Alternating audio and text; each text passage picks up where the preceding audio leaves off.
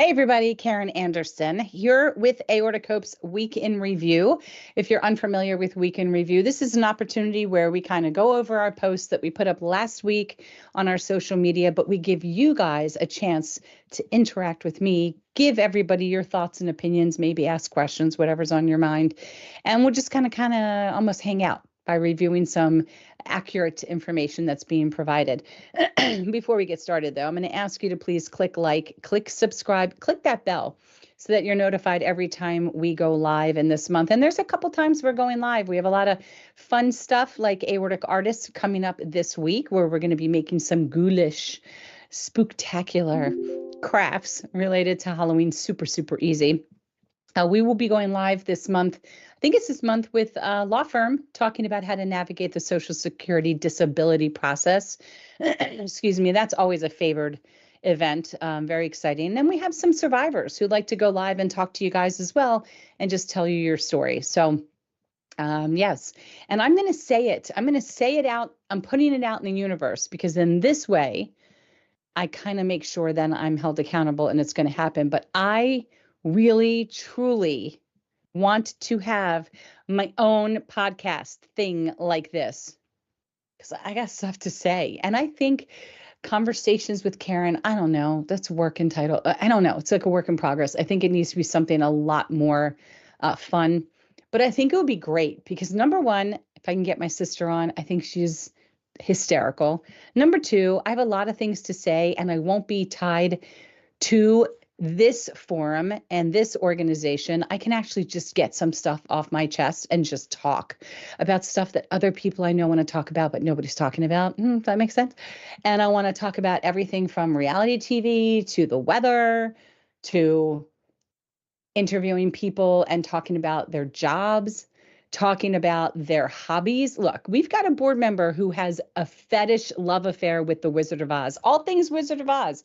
I don't get it. I mean, I love a yellow brick road and some sparkly slippers, but it's everywhere. It's everywhere. She loves it. My sister's the same way with Harry Potter, and her husband's the same way with Star Wars. I don't understand the umpth degree of loving something that much. So I want to try to understand and I want to get into it and I want to learn more. And I've been watching this show on Netflix called Nobody Wants This. It's a great show, total chick flick, but I love it. It's a series. I think it's number one right now with Kristen Bell and Adrian Brody. I'm so sorry. I don't remember his name, but he's wonderful. And it's a great story. And she's part of a sister duo that have a podcast and they're hysterically funny. And there's a part of me that thinks I'm kind of sort of funny sometimes anyway, also. So I think it would be fun. It's going to happen. My husband's 100% supportive, and it would probably eliminate me talking as much to him, right? And I could just sit here and talk to all of you. See, it's a win-win for all parties concerned. But right now, we're going to get into our weekend review. So let's get started. All right, let's talk about Monday. Samantha, one of our med students, wrote this blog for all of you. And it's great because we kind of like coming out of September, sometimes it's a little challenging with all the information we packed in for the month for Aortic Disease Awareness Month.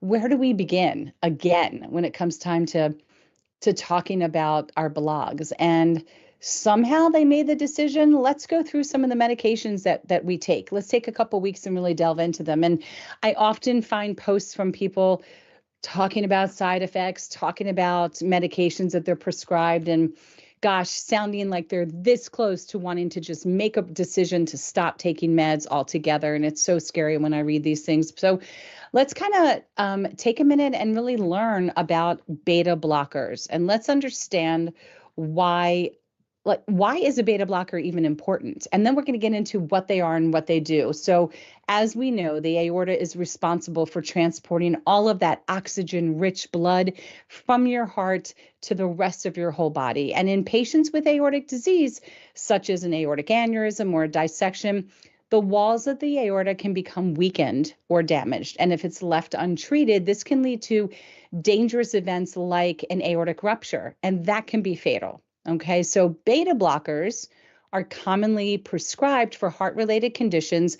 They are one of the first-line treatments for patients that have aortic disease, and their primary role is actually to reduce the stress on the aorta, and it slows down the heart rate, and thus it lowers the blood pressure. So that's the easiest explanation of a beta blocker. And this is really crucial for people that might have a faster heart rate and higher blood pressure, because those can increase the force that is exerted on the already weakened walls of the aorta, which raises your risk for a rupture or dissection or further damage. So that's kind of like the major summary. We could probably hard stop right there, but we're not going to. The way that beta blockers work, and I am not a physician, and I want to preface, I'm reading information also not written by a physician, but a medical student who did all of the research that was necessary to provide this for you today.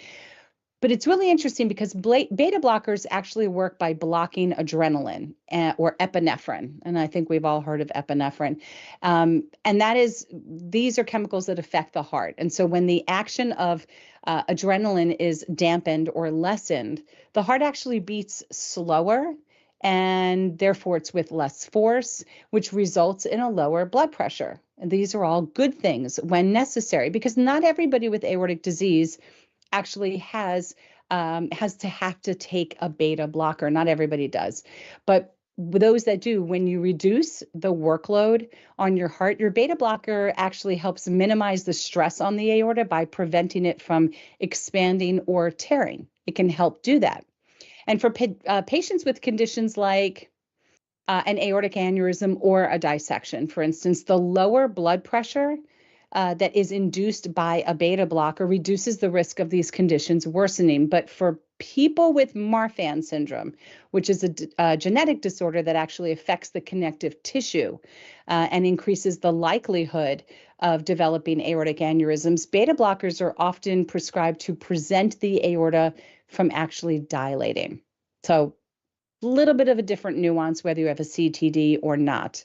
There's several types of beta blockers. So for those of you that are prescribed metoprolol or labetalol, there's so many others. There's many types, and unlike some medications, they can be, the effects can be nuanced and different depending upon which drug you take. It might be in the same classification, generally do the same thing, but there's still going to be some differences. So the most commonly prescribed beta blockers for aortic disease would be metoprolol, which we've heard of, atenolol, propranolol.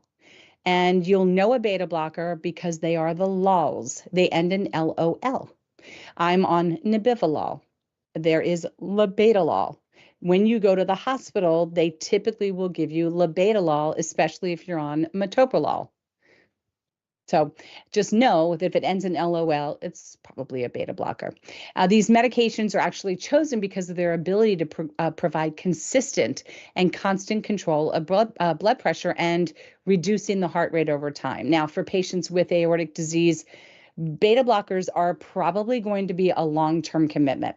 They're not typically just for short term. And I think a lot of patients think that when they've gone on beta blockers and all of their levels of their heart rate or blood pressure are low, they think, oh, well, I'm doing good, I'm just going to stop. But you can't, because the reason you're doing good is because you're on the medication. There are probably cases where if you've lost like 30, 40 pounds and you've been working out, that maybe things could be reduced, your medications, but I would venture to say they're still going to want to keep you on that beta blocker, although it's between you and your physician. There's so many different reasons why you could be unprescribed, basically. But this medication actually does more than just stabilize your condition. It also helps the need for overall surgery. It kind of reduces the chances of an intervention.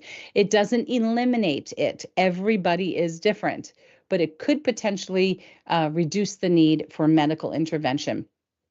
Again, alongside lifestyle changes and modifications like maintaining a healthy diet and avoiding strenuous activities that can increase your blood pressure, beta blockers form a cornerstone of aortic disease management. Okay, all of this is described here in this graphic.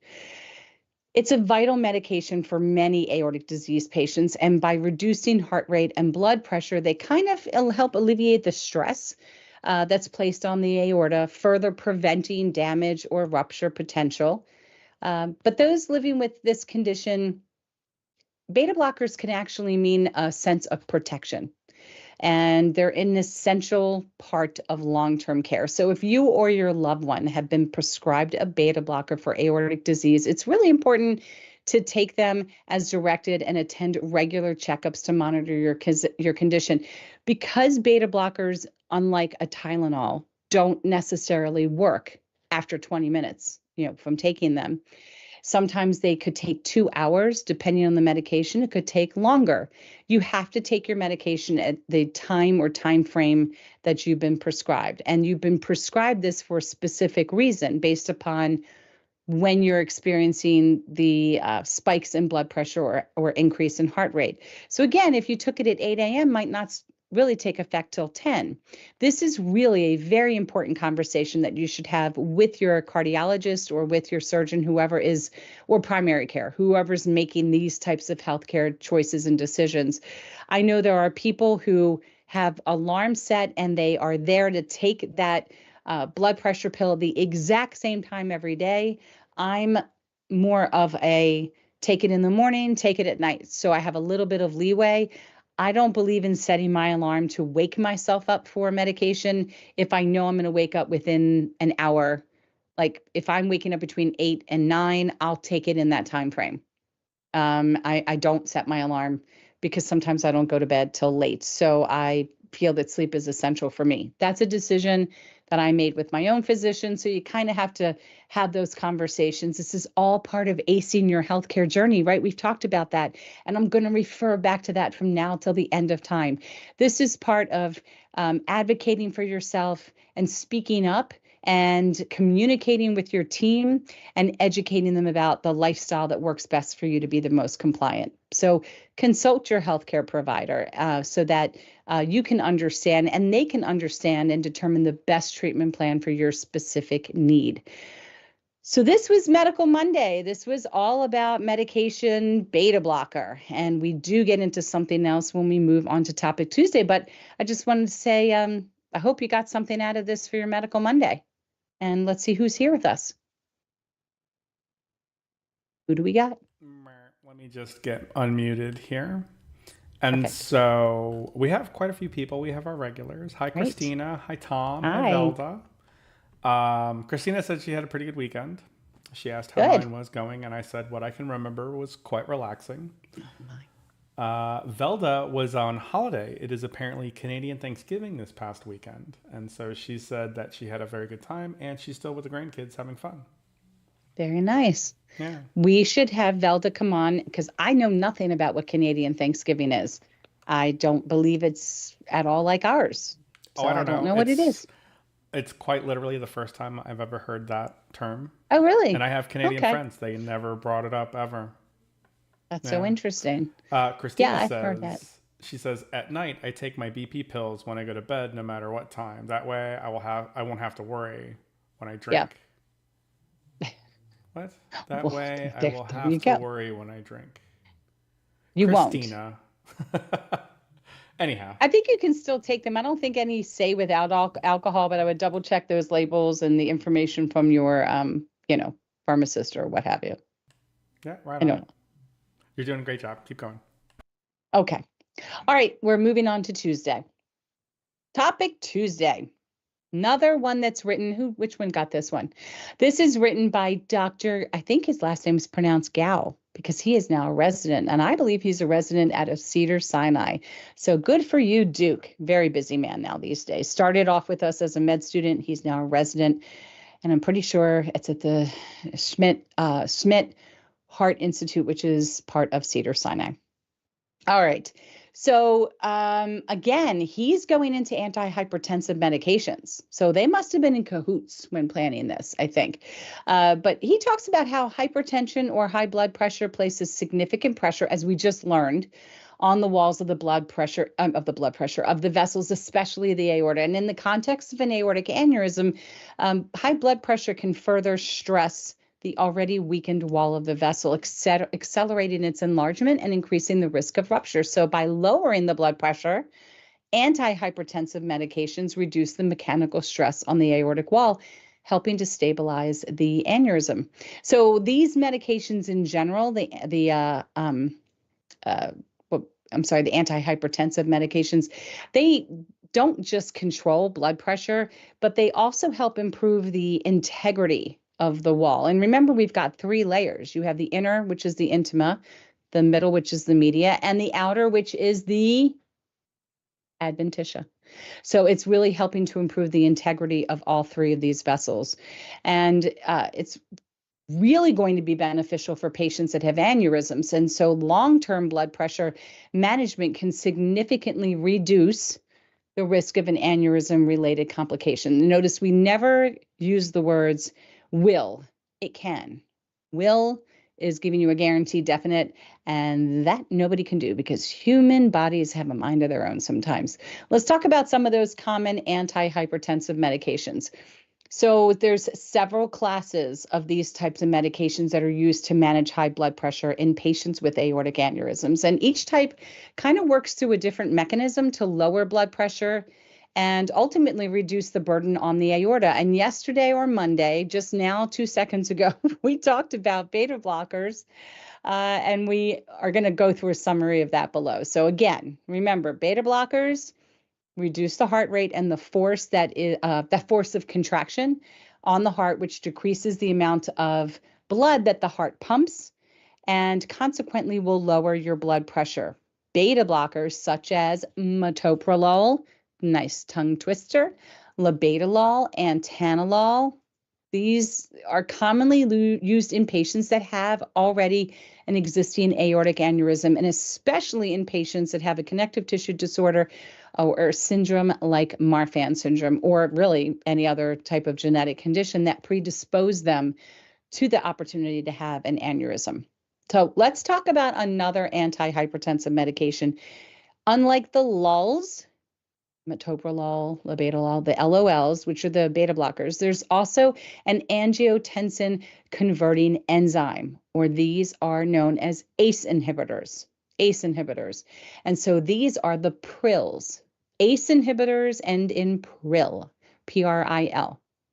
And an ACE inhibitor, interesting enough, will actually block the conversion of angiotensin 1 and it blocks the conversion of angiotensin 1 to angiotensin 2, which is a potent vasoconstrictor, causes the arteries to tighten, and that would increase your blood pressure. Okay, so if you inhibit this pathway, ACE inhibitors cause blood pressures to relax and to widen, to open them up a little bit more. It causes vasodilation, and that helps to lower blood pressure because when things are tight, you build up that pressure on that vessel, but when it's relaxed, it allows it to flow a little bit more easily. So a medication like lisinopril, enalapril, I don't know, enalapril. It depends on where you emphasize the syllable, right? So I don't know. You're going to have to do pronunciation on that one. Those actually help to reduce the pressure inside the arteries and decrease the stress on the aortic wall. It just keeps everything moving, open, and relaxed. PRILs, ACE inhibitors. Moving on to ARBs. The ARBs, angiotensin 2 receptor blocker, they end in the TANs. TAN, losartan, valsartan. Those are typically the medications that are an angiotensin 2 receptor blocker, whereas the ACE inhibitors block the angiotensin 1 from converting to a 2. An angiotensin 2 blocker is an ARB. It's a little bit different. The mechanism of action is that an ARB works by blocking angiotensin 2 from binding to its receptors on blood vessels, preventing vasoconstriction and leading to lower blood pressure. This is like science experiment stuff. I mean, I don't even know how people figure out all this does this, but this is amazing to me. So it has a similar end effect to an ACE inhibitor, but through a different mechanism. I thought it sounded like it could be similar. Medications like losartan, valsartan, these are the types of drugs you've heard are particularly useful in patients who cannot tolerate the PRILs or the ACE inhibitors like lisinopril. And so when we say tolerate, it could be that you're developing a cough and it's too tickly. So you change a different medication. There's probably other side effects and issues that you just can't handle the full ACE inhibitor. So they offer you an ARB. I just said that. I didn't even read ahead to see it said cough. See, I somehow just knew that. ARBs also reduce the aortic wall stress, similar to an ACE inhibitor, and they're effective in controlling hypertension in patients that have aneurysms. So it's not uncommon to be prescribed a beta blocker or a LOL like a metoprolol, as well as an ARB like an angiotensin II receptor blocker like losartan. It's very similar.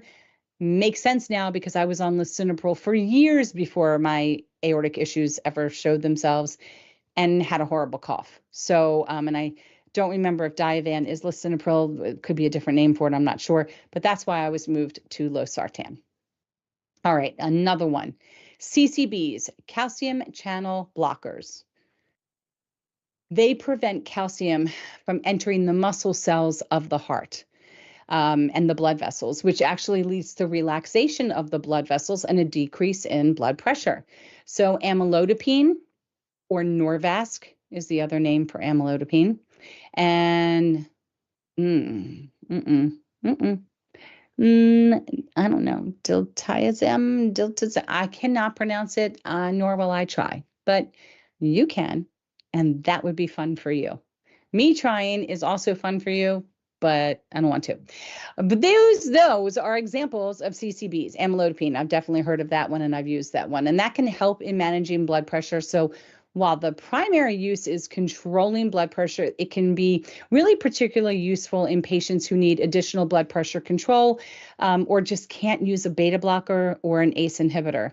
I've used amlodipine before kind of as a quicker acting medication, is how I looked at it. So if I was having breakthrough blood pressure, my doctor would tell me, go ahead and just take an amlodipine. But there are people that do take that on a more regular basis because maybe they don't need a beta blocker. So they're fine just taking amlodipine. All right, diuretics is another one.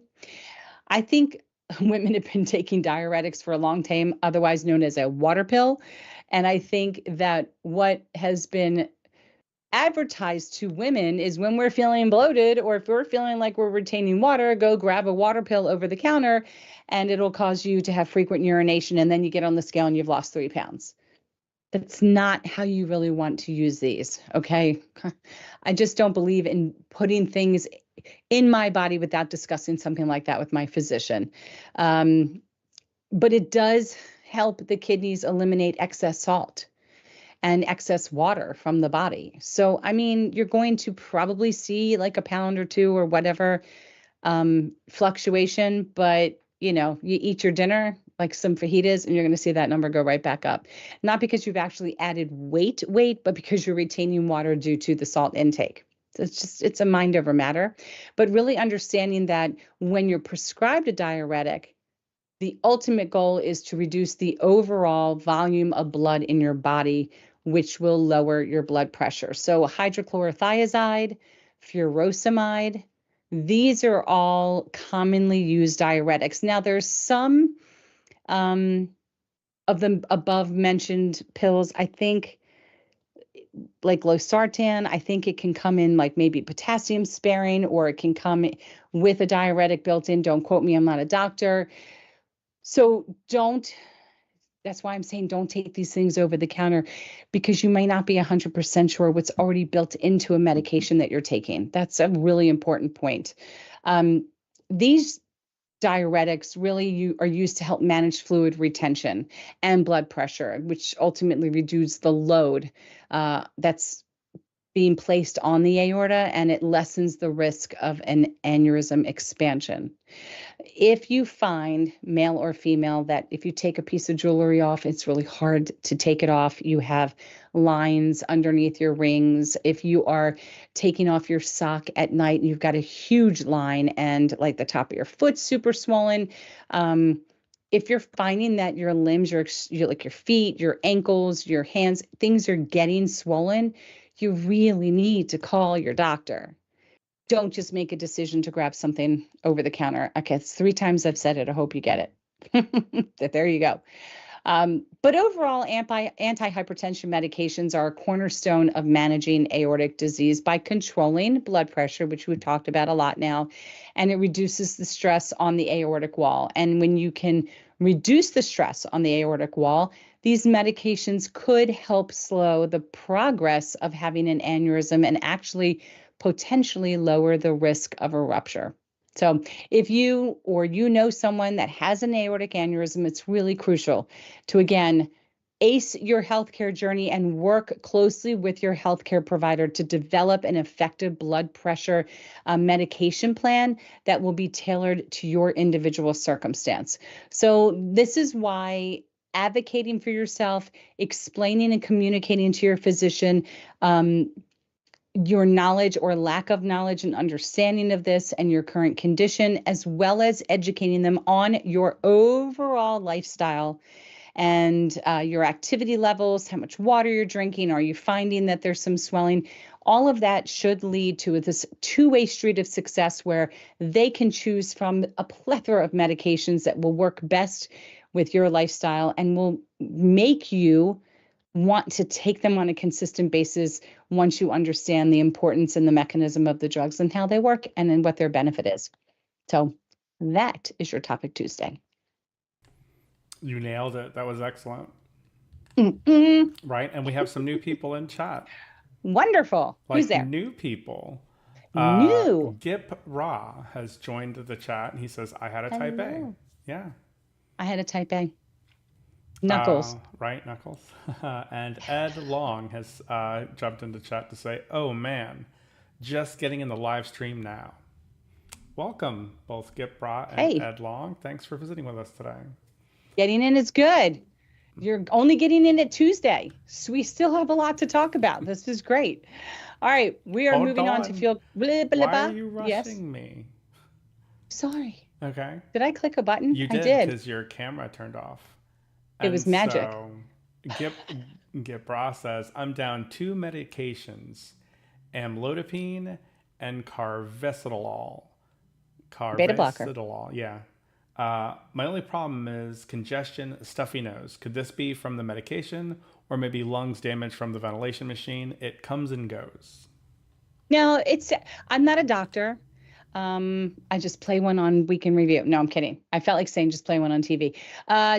For me, from things I've heard in the community, my guess would be, especially if you're stuffy, that would not be lung, that would be sinus. That sounds like a lot of common side effects from these types of medications. So I would probably write that down, share it with your physician, ask your pharmacist too if you want, and then have that important conversation, because they can always make a change in your medication.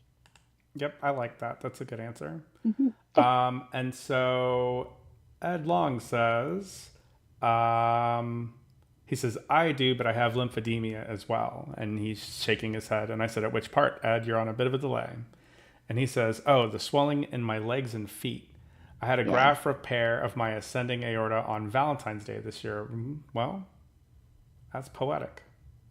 Yeah. Karen, your camera's still not adjusting properly. I'm on. I don't know what I did. Turn it off again. Okay. All right. Hold up. Turn it on again. And turn it on. It says presenter mode was turned off. Do I have to... No, right at the top of the screen there, you should have an option for choosing presenter mode. Hold on a second, guys. Let me just put this on. Go ahead and stop sharing. And just recycle it. Yeah, your camera's definitely on. You're definitely in presenter mode. And back now. Now you're back where you belong. Look at that. Magic. I don't even remember touching anything, but yeah, lymphedema, totally different beast. Yeah, that's definitely something you want to talk to your physician about. I do know people that have that and have to work with a specialist through PT, a lymphedema specialist, to kind of work that out. But for some people, it is definitely successful to work on that lymphedema. I don't even understand why that happens. But you're February, March, April, May, June, July, August, September. You're still 7 months. I'd still really give yourself the full year to see how well your body recovers, because it can take about a year to see. So, yeah, that's that. Am I back? Did I lose Josh? Oh, What no, is no, happening? you're good. You're good. Go on. Thank you. Okay. All right. Now I'm going on to Feel Good Friday. Well, and you know why we're doing that is because we just we were not able to have a Thursday. So we're moving on to our Friday. Okay, this was a cool graphic. If you were on Facebook or Instagram, this turntable moved. Thank you. Thank you very much. I'm practicing. I'm learning. I really liked it a lot. But this was kind of fun. And I don't have the responses, so we're just going to talk about it right now. But according to Johns Hopkins, music provides a total brain workout. Research has shown that listening to music can actually reduce anxiety, blood pressure, and pain, as well as improve your overall sleep quality, your mood, your mental alertness, and your memory. So we kind of started this list of 80s and 90s songs. Kind of start the weekend off right. What was I just listening to? Oh my gosh, it was in my head all weekend. You know what? My mother, my sister, and I, it's not a great song. It's a great song, but not like jamming kind of song. We were playing a card game the other night, and out of nowhere, somebody yawned, and it just reminded me of Minnie Riperton's "A Loving You." And she hits that high note. So that was it. Every time, you know how yawning's contagious. Every time somebody yawned, we hit those. I'm not doing it. I was going to, but now I got self-conscious. We hit the high note, and I never realized that her daughter was Maya Rudolph. She actually sings to her in the song if you listen to the full version. It was written for SNL alum and funny lady Maya Rudolph. So what would be like your 80s or 90s song to kick a weekend off? People have to have them. I was just dancing to. Well, I've been trying to listen to some Spin Doctor songs because that's who Rock from the Heart is having as their headliner in February in St. Paul, Minnesota, where Aortic Hope will be. I'm actually going to be presenting with Ben Udelman, hoping that he's 100% and being able to present with me. We'll be talking about how to ace your healthcare journey there. It's the third weekend in February. Tickets are on sale now if you want to attend the symposium, which is on a Friday, or if you want to attend virtually, you can sign up for that too. And then on Saturday, there's a concert, and Spin Doctors is going to be performing. So I'm like, what songs do I know by Spin Doctors? A lot more than I think. I know that Prince's song, but I don't know the words. So I just make up my own words, or I just say sounds until the marry him or marry me. I'm the one who loves you, baby. Can't you see? Yeah, that's the only line I know. And I sing it loud and proud. But 90s music kind of went by in a blur to me because I was, at the end, I was a young mom. Before that, I was a dance music person. So any of that other um, rock or grunge, it's not my scene. Josh, I don't know if you have a scene for 80s, 90s.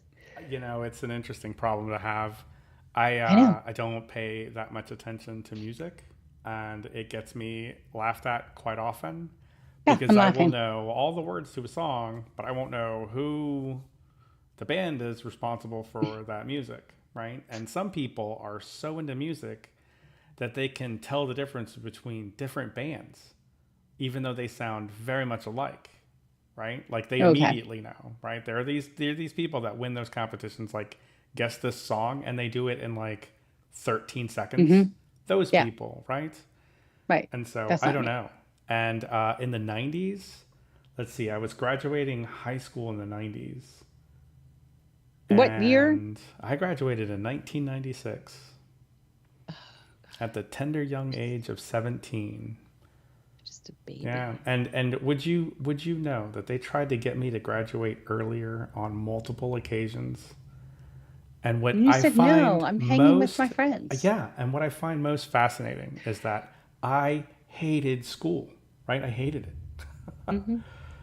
Hmm. So Lollapalooza would be the first time I would hear about that specific festival, right? In Lollapalooza. 1992, I think it was. And I was like, what are you talking about? What are these words? So whatever that was, that's what a lot of my friends listened to. And it was probably a Yeah. lot of grunge, right? And rolling into high school, I was I was in like the jazz and symphonic band on a tenor Mm-hmm. saxophone. So I always had a very different appreciation for music, right? Right. Yeah. So, for example, some people, and this was interesting, the distortion of electric guitar.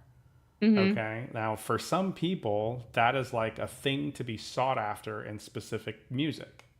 All right. Right. And if it's not in there, it's a, it's like saying that that's not a specific type of music for them. They're like, no, they didn't use the electric guitar the way the electric guitar was supposed to be used.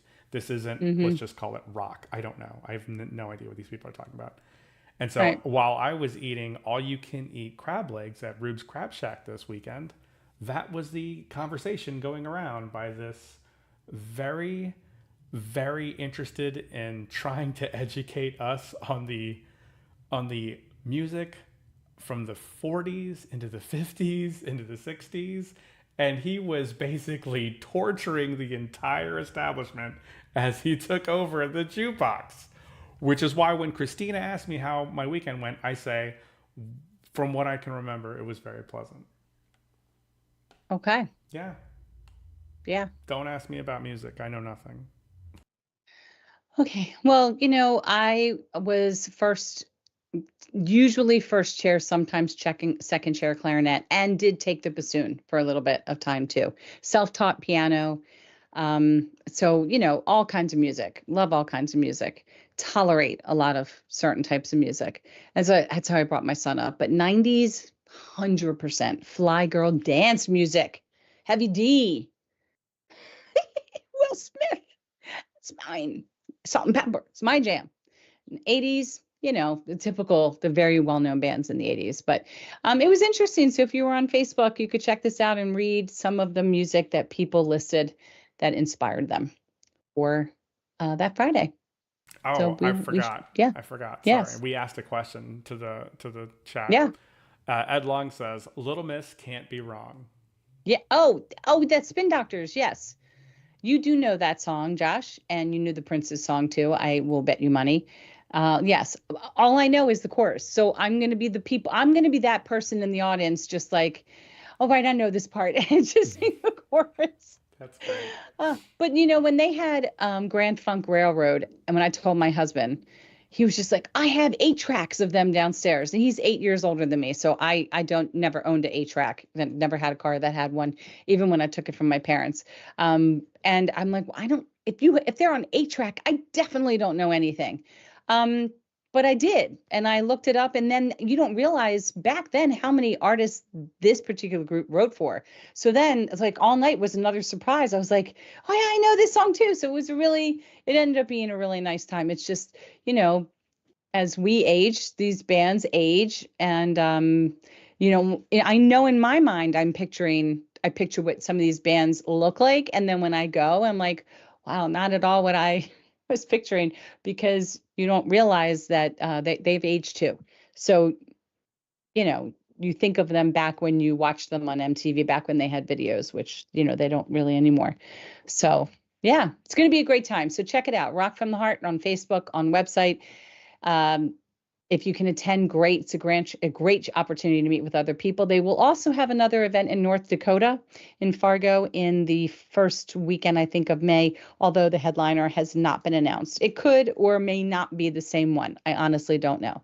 They've sometimes been different, sometimes been similar. So definitely check them out. All right, moving on. It was Survivor Series replay. So sometimes we show you guys a brand new Survivor featured in our Survivor series, whether it's through print, pre-recorded video, or live video like this, live broadcast like this. You can talk with them. This was a replay. This was featuring a member of our board, Tammy Warner, and not only an aortic dissection survivor, but a breast cancer survivor. And her story, um, I think she's told 2 stories now, because she's getting ready to have her 4th surgery. Doesn't happen, everybody. Trust me. There is nothing genetic about this with Tammy at this point. All arrows point to damage in her vessels due to chemo, which she wasn't even able to finish. So, and it's so interesting to me because we lived near each other. She only moved to what was her beach house. She only moved there permanently about a year or two ago. But she went to a doctor at the same hospital I went to that I have seen since my dissection when I've had a couple TIAs. He diagnosed them right away. She goes in for her story and is, kind of misdiagnosed, or given her situation properly, made sense why she was diagnosed the way that she was. But 2 weeks later, she finds out, nope, he was very, very wrong. And since then has had another surgery to repair some issues in her, that was ascending. Then it was to repair, I think, arch. And then it was a big one to repair descending. And now they're finishing up with the abdominal. There literally will be nothing else to fix. So she will be the bionic woman, but that will be endovascular. So, nobody likes to have their chest cracked open. I think of the three, she's had it cracked twice. And then the third one was just a repair on the neck. And now this will be endovascular. So that's the very beginning of November. And we do wish her luck with that. But check out her story. It's so super interesting. So interesting. Okay, let's move on. Reminding you of and this is, okay, I can't put the moving stuff on our website. But if you saw this, what you saw were three survivors, three members of the Aortic Hope community dancing. It was a TikTok video showing off our Lawrence Hope medical ID jewelry. This was originally a collaboration with us and Lawrence Hope to kind of really boost our presence in social media and letting you guys know what an incredible, piece of jewelry and just way to notify first responders about your medical condition. So, people have very personalized thoughts and feelings about this. I personally think that if you're going out, you should wear something. I have a dog tag on my keychain. I also have a couple bracelets now. I just had to recently update it because my blood thinning medication changed from Plavix to Eliquis, and that is a significant change that somebody needed to know. It wasn't just they're not in the same classification, and so somebody needed to know about that.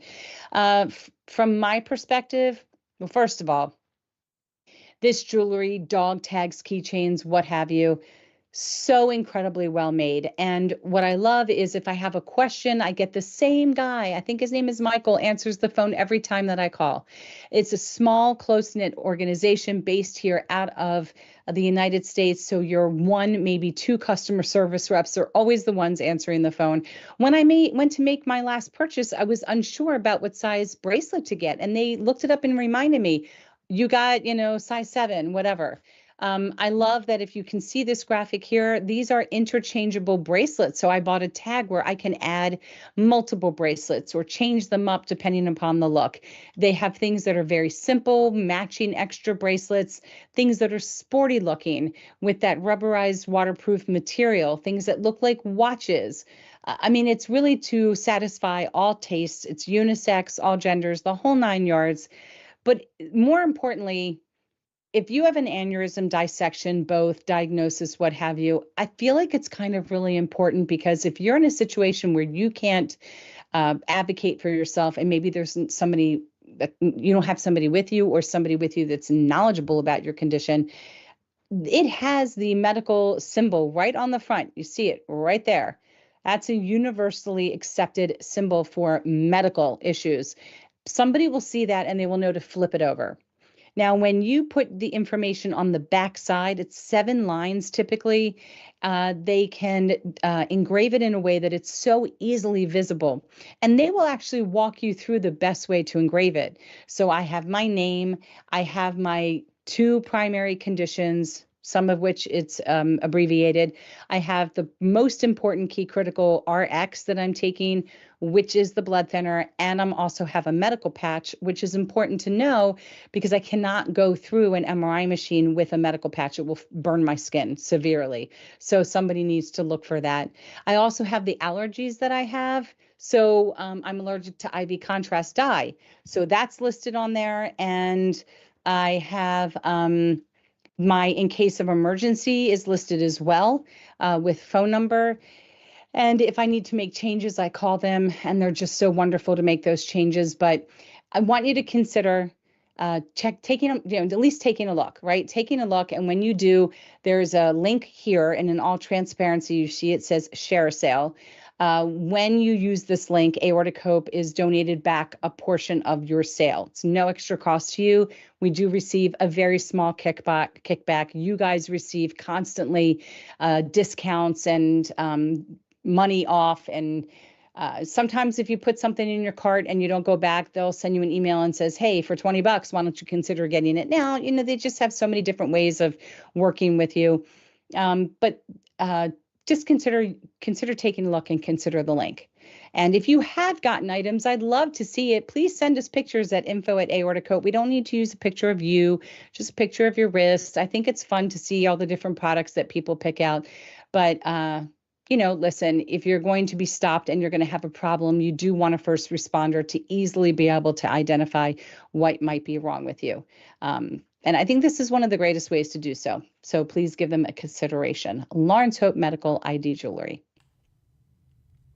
I love working with her. She's so great. Kicks my butt on trivia. Well, that's funny, but she's so good at what she does. She is. And you can tell she loves it. And you know what? If I were going to go do a job for a company, if I were going to do that again, if I could be able to do that again, she would be one of the ones I would consider, because I believe in the product so much.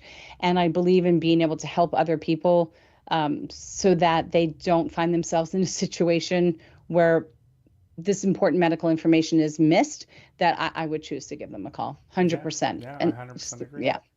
Yep. And so we have another entry for the music situation. Oh, what is it? Set It Off by Strafe. Are we talking the song Set It Up? No, Set It Up. I don't know. Or is it a different song? Again, I wish I could answer these questions. And then, and this is an entry by Ricky Ricardo. Hi, Ricky. And he says, house. And I say, absolutely house. Because I feel like house music was that era of my time. It's still this era. It's one of my husband's favorite. What is that, EDM? Oh, I do chuckle too. I do most certainly chuckle. No. I listen to a lot of electronic swing. Yo, for sure. For sure. If I had the energy, I'll watch videos of DJ Godfather and this other one my friend sent me the other day. And there's nothing that makes me happier than when I hear the siren say, fur, fur, fur, fur. I lose my mind and all of my goosebumps happen. And then I just wait for these Close Encounters of the Third Kind, big, huge light machines moving. And then you add on big confetti and I'm like, I don't even need alcohol because I'm drunk on happiness and just lights and music. And I don't care what I look like because nobody's paying attention. And I just close my eyes and just lose myself in the beat. Just go. I love it. But I would be done in 25 seconds. I need to take a rest. Know me now. Oh, I can remember the days where I would take my disco nap, get up around 9:30, get myself together, get to some place at 10:30. Peruse, do my lap to the right, lap to the left, and then I'd hit the dance floor and allow myself to get all sweaty and a mess. Then, of course, when it ends at 2, you go to after hours club till 4 or 5. Then you go get some pasta. Then you go home and get up for work 4 hours later, work retail, and you do the whole thing over again. And I had all the energy in the world. And no. I want a club that caters to my day. I want a club that's going to properly mash a great 70s disco song with an awesome dance song or whatever. Just mash up. I want mashups all night. And I want the club to close at 10. I want to get there early. But I want all the lights in that. Oh, God, I would be so happy. I would love it. My husband asks me all the time, can we go to Miami? I just want to go to house music and some electric dance. I just want to go to a rave and just we're just going to dance. And I'm like, you are just crazy. It's not ever happening. People half naked. The man works hard. The man wants to blow off steam. I appreciate that. Here's something and this is going to make me sound silly. Ricky Ricardo says, my dad had an 8-track recorder and made tapes for road trips. Now, I responded with, it totally makes sense that that is a thing. This Yeah. is the first time I've heard the term 8-track recorder. I never knew that you could record an 8-track. I thought you had to Okay, buy them. right. I So didn't now know. yeah, right. So I feel better because I mean, obviously, you have to get it onto the tape, right? But whatever. So Ed Long says, I've got a Yamaha 8-track multi-track tape recorder, and it uses regular cassette tapes. Okay, so I have to look to see what an 8-track I know, recorder right? looks like I was gonna right look at it now later. because I have no idea. I know how to play them, but I don't know. I still don't recognize any of it. But that's great if you do. That's awesome. I know Right. my husband wants to convert all of his albums. He's like, because I bought him almost 20 years ago, because almost 16, I think it was 16 years ago. I bought him the way to convert your records onto a CD that I guess could go into your computer so we could listen to it. It's so obsolete already. As is the concept to convert them onto a flash drive. It's all gone. I'm like, dude, you want to listen to a record? Pull it up on your computer, push play. We all know it doesn't have the same amazing sound of the crackle from the needle. Like it's such a juicy sound, right? To hear a really good crackly record. It's nothing will ever sound like that. These kids do not know what good vinyl sounds like. But yeah, no, he wants to spend some time and convert some of his albums. Like you have at it. Use a couple Sunday afternoons, and you go for it. Not me. That's Do funny. it. So Ed Yeah. Long says, I know this may not resonate with anyone, but we used to have a skating rink in town, and we wouldn't hit the floor when they played She Dropped the Bomb on Me. Dad's band. What? Yes, it resonates.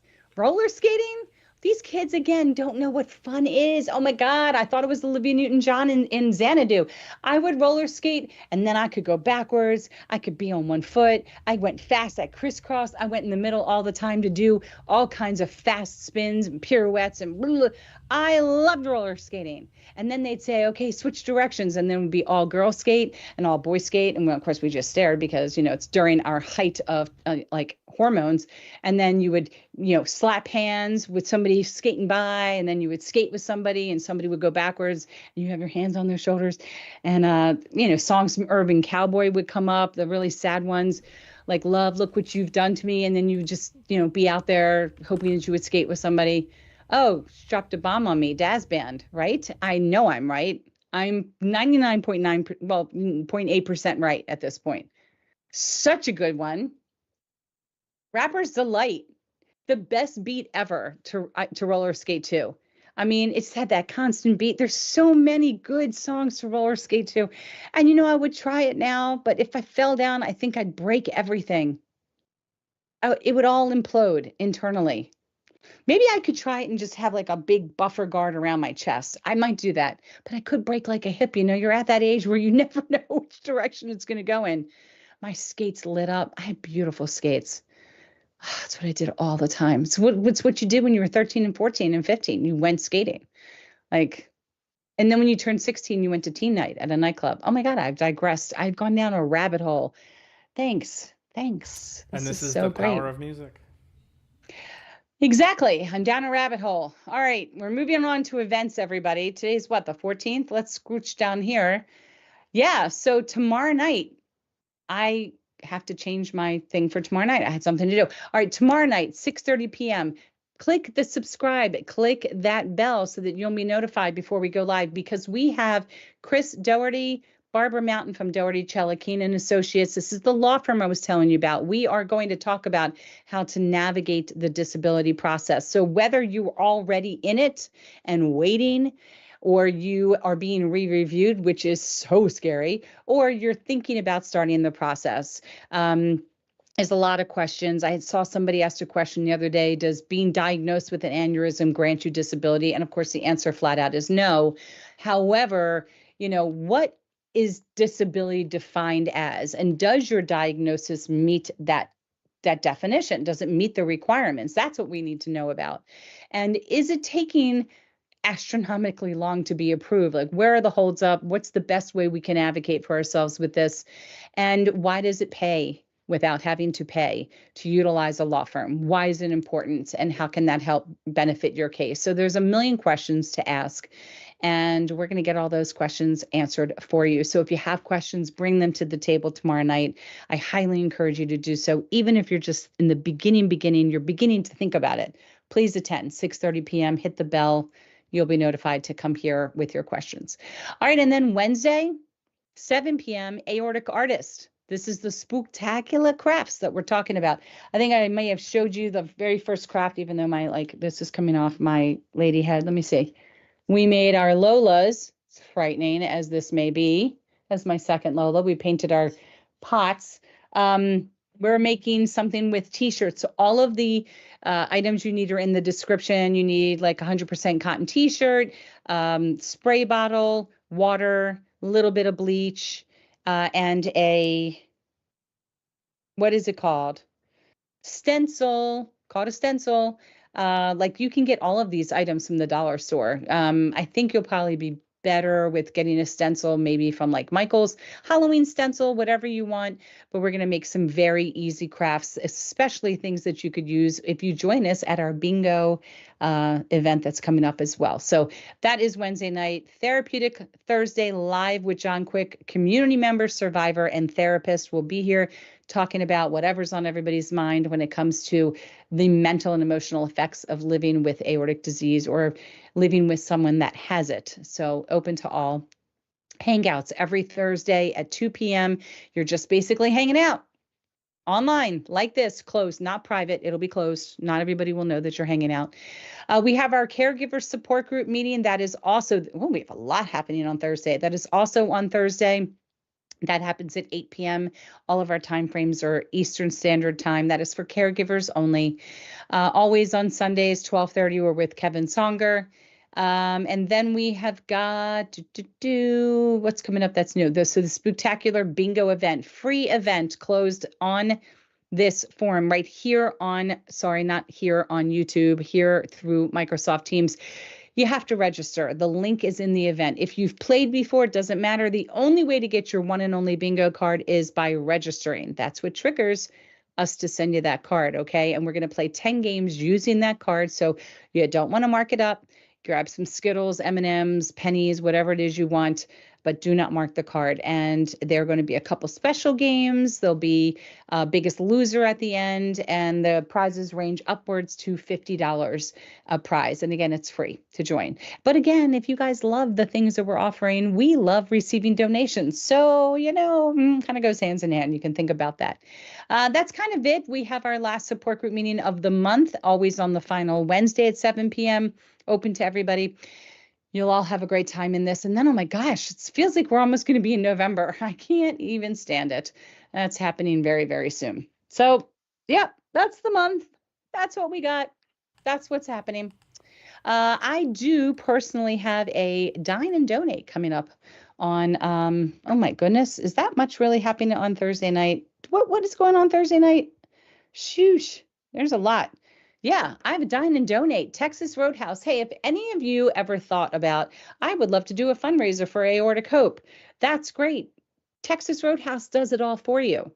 And we help you with anything else extra. So you can have something called a Dine and Donate. You talk to your local Texas Roadhouse and you pick a date that works for both of you. You're usually there from like 3 to 9. I know it sounds long, but that's okay.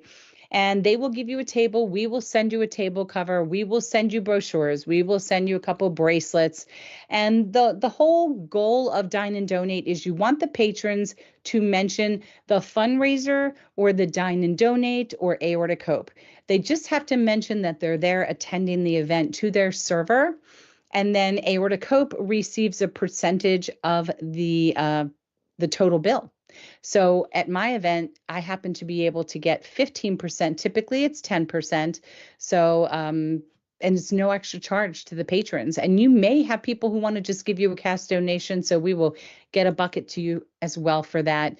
And it's a great opportunity to talk to people and tell them what aortic disease is and why it's so important that if they believe they've had a family member who may have passed suddenly with really no concrete explanation, anyone in their family with aneurysms, brain, heart, doesn't matter. that they consider talking to their physician about aortic disease and see if they are interested in having a baseline scan done to make sure that they're okay. And we're not here to be physicians. We're not giving medical advice. We're sharing our personal stories and just making them aware of that terminology about how important it is to think aorta, to think about their aorta. But it's something easy to do. We will be starting our Texas Roadhouse gift card campaign. We're starting that in November for 2 weeks. You will all have an opportunity to purchase a gift card, full face value, but it's great because you can get them to give them to people at your job, to do them as stocking stuffers, to buy them ahead of time for yourself. And we will also receive 15% of the cost of the gift card given to us by Texas Roadhouse. So you have no extra fee. And remember, 100% of the monies that Aortic Hope raises are used towards our initiatives. No one is compensated within our organization. So every single penny is yours, is used to give back to all of you. So those are just a few ideas. We'll talk about more as we get closer to some more events that we're having as well. And I think that's all now. How's that? Well, I'm excited to hear about this partnership with Texas Roadhouse. That's awesome. Yeah, Right? it's a lot of fun. It is. Yeah. It's turning out to And, be a lot of you fun. know, shout out to Bruce Waldrop. I feel like Yes. he really solidified that partnership. They work with him so much, Yeah. right? And so Yeah. he sent me a flyer he wants me to take a look at, and I have, and I'm going to respond back to him with basically, make sure we're allowed to make changes because there's a logo there that belongs to Yeah. them. There's a Right. character on there as well.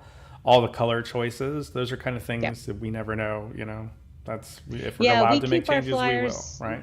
Yeah, we keep our flyers the same because they put Aortic Hope's logo on it, and I want it to be easily recognized by the community as they know right away. Hey, that's Texas Roadhouse.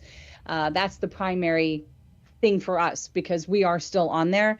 So when I share it with our county, I keep it exactly their logo. But yes, he's about to have his 5th one. And Diane Bishop, he's in Missouri, by the way, right in St. Charles. Diane Bishop of Aortic Health Unlimited, she's having a dine and donate this Thursday night, and she's doing it in Tuscaloosa, Alabama. And there's really no way to say that without saying Tuscaloosa, Alabama. So she's going to be having her dine and donate this week as well. So people are starting to pick up on this, and they're doing them around the country. And it really is a very easy thing to do. So if you're interested and you want to learn more, shoot an email to info@aortichope.org and just let us know that you'd like to know more about this. And Terry Cook, our director of fundraising, will be back in touch with you to discuss it. Thank you. Right? No, everyone. that's great. Hold on. There's a bunch of chat in here, right? Everybody's So chatting. you were Chatty right Cathy's. apparently about your song call, right? Ed Long says right? Yes. Then he said the Gap Band, Bubble Wrap. Oh, I said Daz. No, Gap. Which one was it? Daz or Gap? Can't remember what you said, I said Daz. but It is Daz, but Gap is good too. So while you were reminiscing about the roller rink, Christina here says, I went ice skating a few years ago and wore a helmet when I told my friend that she had to take me to the ER because I'm on blood thinners. Right? So I'm like, what? And then she says, good thing I don't know anyone. And here's the thing. I feel like there's a story here that I don't know. I feel like she's, teasing us with it. So I'm going to find out Probably more during the fell. hangouts. She probably fell when she was Perhaps. ice skating, my guess is. And so is there going to be a requirement for bleach in this? Okay, so she wants to share some wisdom here. The dollar store bleach is 1% and Clorox is 10%. I will be clear as to what kind of bleach because she wasn't clear. But if you got the 10, it would probably be 1 part to like 5 parts water. It's very little bit of bleach that you need to really make this work. Okay. Very little. Okay, awesome. Yeah. So, let's And you we'll would find want to out do it more. outside. I wouldn't be doing it in a closed, confined space. Even though we use bleachy water in our shower, I still don't like the way it smells. So I'm doing this in my garage. Oh, okay. I hear what you're saying. Yeah. Yeah. And Ed Long says, roll tide. Okay, I was right. Thank you so much. Thank you. Thank you. Yeah, I tried ice skating. I used to ice skate. You know what I didn't like about ice skating is because I can only keep 1 foot straight and I would push off with the right foot. I tried to do it like roller skating, and in my mind, I can ice skate like Dorothy Hamill. Nope, it's just 1 foot. And then I use a thing that looks like a walker. and I hold on to that. That's when I can use 2 feet because I'm holding on and I can't fall down. This age falling down, it shocks the skeletal system a little too much. You know, when you're young, you don't have far to go, and you bounce back, you're squishier. At this age, your skin's a little thinner, and you literally land on your skeleton, and it doesn't feel good. And on blood thinners, that would be ugly. It would be very ugly in like 24 hours. It would be gross. So yeah, so that's Christina another wants thing to consider. clarify that. She says she didn't fall. Okay. She was preventing head injury. So this is a precautionary True. tale. Yeah. True. But you know, if you fell on blood thinners, I mean, you really are going to you potentially could look hideous for a while, like an eggplant. Yeah, wouldn't be good. All right. On this note, I must go because I clearly have an event tomorrow night, must get things prepared, and then clearly have another event on Thursday night, and then clearly have another event like the following week or the following week after that for bingo. It's a lot coming up. I didn't realize we booked so much, but that's exciting. I like it. I like it, and I appreciate all of you for tuning in and for chatting with me. And yeah, we'll see you hopefully tomorrow evening. Set that alarm for the event, and if I can't see you tomorrow, Wednesday, we will see you next Monday. Thank you again so much. Click like and click subscribe. Have a good one. See ya.